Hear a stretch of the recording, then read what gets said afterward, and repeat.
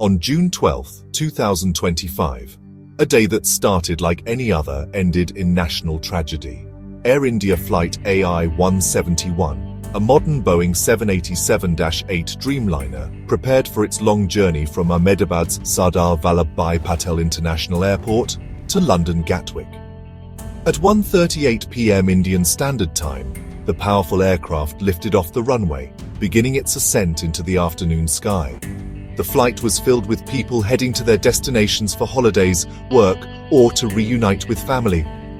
Everything seemed normal for the first few moments, as the plane climbed just as thousands of others do every single day from airports across the world. However, something went terribly wrong in less than a minute. Just 33 to 36 seconds after becoming airborne, the pilots of Flight AI-171 sent a distress signal. They issued a Mayday call, which is the most urgent alert a pilot can make, signaling a life-threatening emergency on board. This desperate call for help was the last communication received from the aircraft. The plane, heavily loaded with approximately 125,000 liters of jet fuel for its transatlantic flight, was unable to gain altitude or return to the airport. Its brief, tragic journey came to an abrupt and catastrophic end. The aircraft crashed into the nearby neighborhood of Meghani Nagar, an area just outside the airport's boundary. It slammed directly into a hostel building belonging to the BJ Medical College, a place where students lived and studied. The impact was immense, and the massive amount of fuel on board ignited instantly, creating a fireball and a thick plume of black smoke that could be seen for miles. The crash site was immediately engulfed in an intense blaze, making it an incredibly dangerous and difficult scene for anyone to approach. The hope of a routine flight had vanished in a matter of seconds. The location of the crash highlighted a growing concern in many Indian cities.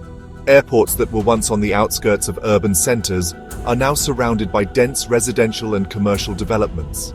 Meghani Nagar, with its homes, shops, and college facilities, stood directly in the flight path of the ascending aircraft. This proximity meant that the disaster was not confined to the passengers and crew on the plane. The crash brought the tragedy directly into a community on the ground, adding a terrible new dimension to the loss of life and turning a busy neighborhood into a scene of unimaginable devastation and sorrow. The crash of Flight AI-171 resulted in a staggering loss of life, making it the deadliest air disaster in India in nearly 3 decades. On board the aircraft were 242 people. This included 230 passengers and a dedicated crew of 12 members who were responsible for their safety. The passenger list was diverse, reflecting the international nature of the flight to London. The majority were Indian nationals, numbering 169, while 53 were from the United Kingdom. The flight also carried 7 passengers from Portugal and 1 from Canada, each with their own story and destination. Tragically, of the 242 souls on board, 241 lost their lives in the crash. The impact and subsequent fire were so severe that survival was nearly impossible. The community on the ground also suffered a terrible blow. The plane crashed into a hostel, a place that should have been safe. At least 24 people in the building, including students and college staff, were killed. In total, the disaster claimed 269 lives, a number that shook the city of Ahmedabad and the entire nation to its core. The grief was felt across continents as families learned of their lost loved ones. Amidst the widespread devastation, a single story of survival emerged. Vishwash Kumar Ramesh, a 40-year-old British Indian national seated in seat 11A, was the sole survivor from the flight. His survival was described as a miracle. He later explained that upon impact, an emergency door near his seat broke open, creating a gap. He managed to just walk out of the broken fuselage, which had landed on the ground floor of the hostel. He suffered a facial cut and a burnt hand, but was otherwise alive. His brother, who was seated just across the aisle in 11J, sadly did not survive the crash. The identities of the victims painted a heartbreaking picture of the human toll. There were families traveling together, students heading abroad for education, and business professionals on their way to meetings. Each person on that flight and in the hostel had a life filled with hopes and dreams that were cut short in an instant. The process of identifying the victims was a difficult and somber task for the authorities. The immense scale of the loss left a permanent scar on the community and served as a grave reminder of the fragility of life. The moment Flight AI-171 crashed, a massive and urgent emergency response was launched. The crash site in Meghani Nagar was a scene of chaos, with fire and debris spread over a wide area. The first responders faced a terrifying situation: a raging inferno fueled by jet fuel, a collapsed building, and the wreckage of a large passenger plane. Over 300 firefighters were immediately dispatched to the scene.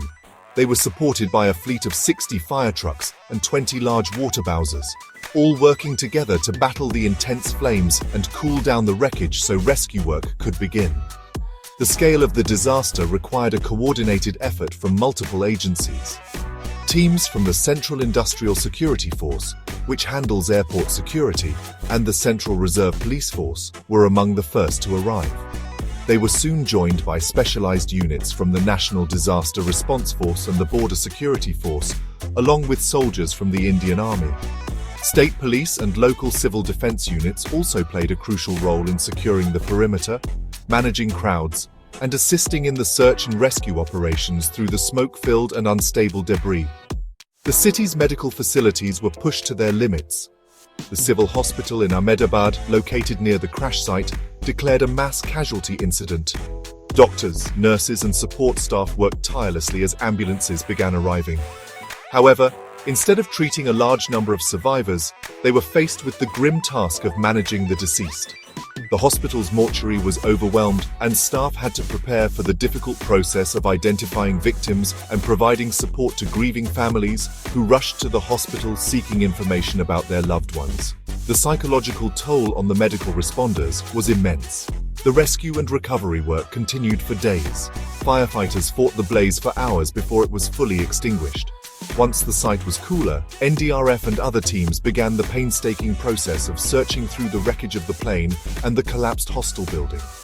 They worked carefully, looking for survivors and then recovering the remains of the victims. Each recovery was handled with the utmost respect. The operation was a testament to the bravery and dedication of the emergency responders who worked under extreme pressure and in harrowing conditions to manage the crisis. In the aftermath of the crash, the focus quickly shifted to finding out why it happened. India's Aircraft Accident Investigation Bureau took charge of the official probe. To ensure a thorough investigation, international experts were called in to assist. Representatives from the United States National Transportation Safety Board, the United Kingdom's Air Accidents Investigation Branch, and technical experts from Boeing, the aircraft manufacturer, and GE, the engine maker, joined the Indian team. This global collaboration is standard practice for such a major aviation incident and brings together the best expertise available. One of the most critical tasks for investigators was to find the plane's black boxes. These are the cockpit voice recorder, which records sounds from the cockpit, and the flight data recorder, which records thousands of parameters about the plane's performance. Both recorders were successfully recovered from the wreckage. However, one of the boxes was reported to be damaged by the impact and fire. To ensure the data could be retrieved, it was decided that the damaged unit would be sent to a specialized lab in the United States for analysis.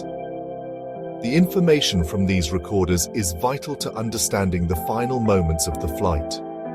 Initial investigations are looking closely at the possibility of a dual engine failure. The Mayday call so soon after takeoff suggests a sudden and catastrophic problem. Investigators are also examining whether the ram air turbine was deployed. The RAT is a small emergency propeller that drops down from the plane to provide essential power if both engines fail. Meanwhile, Air India stated that the aircraft had a clean maintenance history. Its right engine was newly installed in March 2025, and the left engine had been serviced in 2023. With no known issues reported before the flight. The government and Air India responded swiftly to the tragedy. Prime Minister Narendra Modi promised full central government assistance, and top ministers visited the site.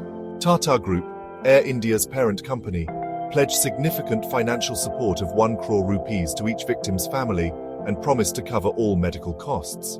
As a precaution, Air India temporarily grounded its entire fleet of Boeing 787-8 aircraft for thorough safety inspections. The crash has ignited a serious national conversation about aviation safety standards and the urgent need to review regulations concerning urban development around airports to prevent such a ground tragedy from ever happening again.